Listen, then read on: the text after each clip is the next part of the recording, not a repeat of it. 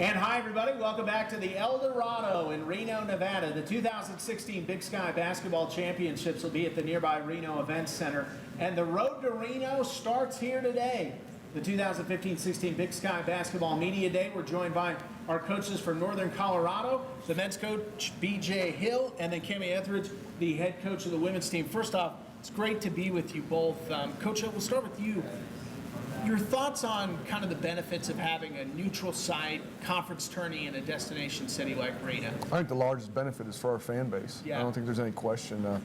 Them being able to plan. When you look at the men's side the last 2 years, it's been chaotic. Wow. Yeah, it's come down to the last week, last 2 weeks, the last 2 years.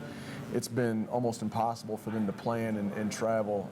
So this opportunity, with everything that Reno provides, other than the basketball, which is obviously going to be great, I think will be a tremendous experience, help us grow our fan base, and then in return help us grow our league.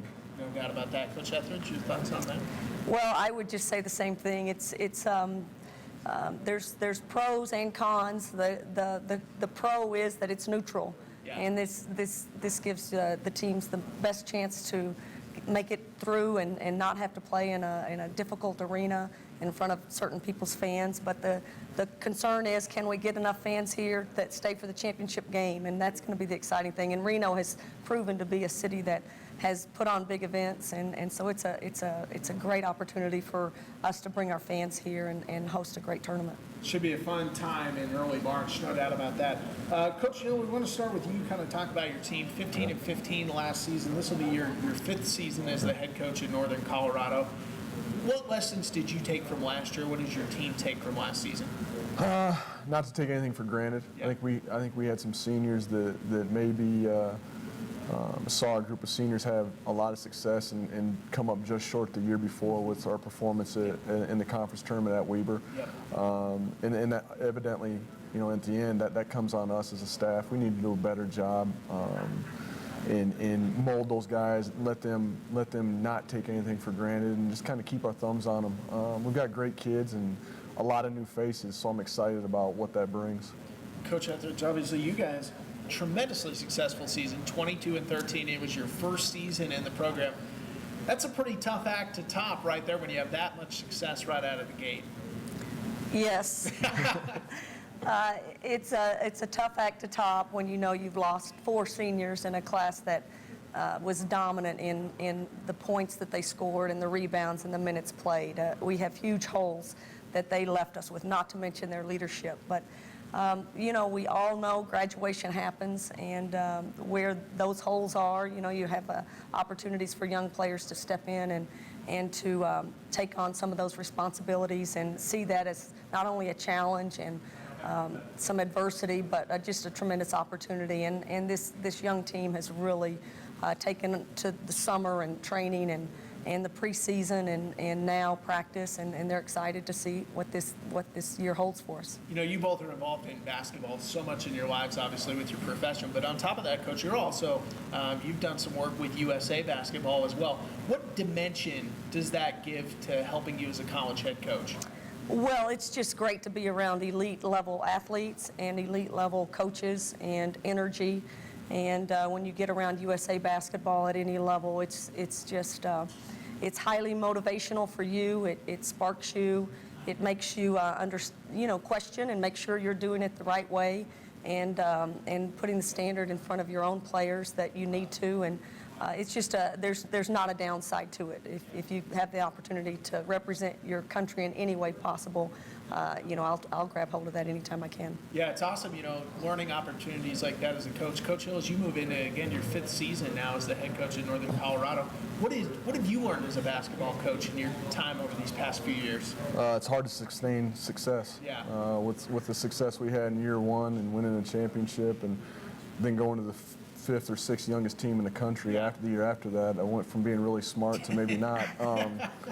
But just trying to maintain that and understanding that every class, every team is different, and you can't assume that certain roles are going to be filled, and just trying to maintain that program and those 2 or 3 things that you want established as the pillars in your culture. no doubt about that. This is kind of a fun question we've asked each of our coaches. Coaching, as you both know, it's a tough profession. It's a fun profession, but a lot of long hours, a lot of time and intensity and preparation it takes to be successful. What do you both like to do in your rare minutes that you can get away from basketball? I mean, maybe that doesn't even exist. I don't know. Our bosses don't let us get away. They make us work all the time. But you just have great support around you and family and friends, and it's so important to have a balance in your life. And I make a point to tape Ellen every single day and laugh a lot. It's important. It's important. But it's just, when you do have a chance to get away, you need to take it and better yourself that way and have a great balance in your life. Absolutely, Coach. I spend a lot of time dodging Cammie because she was the Olympian. She always wants to play one-on-one. I refuse. But other than that, I've got a 12 and a 7-year-old that if I'm not chasing the 16 guys around the program, I'm chasing those two around. Awesome. Well, it's good to hear for you both. Again, we got the conference tournament coming up. It starts March 7, 2016. But in the meantime, we got a great season of basketball lined up. Coach, you're going to open the season at Kansas. That would be one heck of an opener for your program. Yeah, it seemed like a good idea. I don't know. I don't know who's in charge of scheduling for our basketball program, but no, we're excited. It had a lot to do with us being able to host the back end of a tournament right before Thanksgiving. But anytime you get a chance to go into a venue like that, one of the top 3 or 4 programs in the history of the game, you snatch it up. And so it'll be something our fans and our players and our staff, our program will be able to remember for a lifetime. Fun in the field house. Coach, you got a good non-conference schedule as well. Kind of your thoughts? How do you plan on using this non-conference? Well, it's like every year. I think scheduling is always trying to prepare your team for the Big Sky regular season and eventually the tournament. And I think we have a good mix. We are renewing some in-state rivalries with Colorado and Colorado State and now Denver and in a year Air Force as well. I think that's great for our fan base. But ultimately, you need to be prepared for all the different kinds of teams you're going to face in the Big Sky, and I think our non-conference schedule does that for us. Nice. You both have kind of touched on this vaguely, but we'll give you an opportunity here to really say it.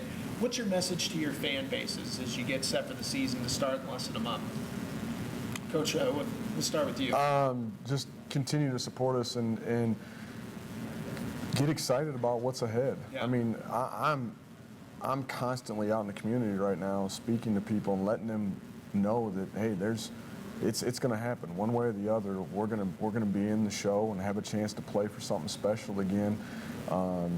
They're excited to see a brand new team that we have, but again, just to know where we're going to go so people can plan is really exciting, and I've already seen it in our community. So I think it was a great experience. I think it's a great decision from our commissioner and everybody on down. Okay, Coach. I think for our fans, I'm still new there, and I think we're constantly trying to get our community to embrace our university and our programs, and I just think that's happening.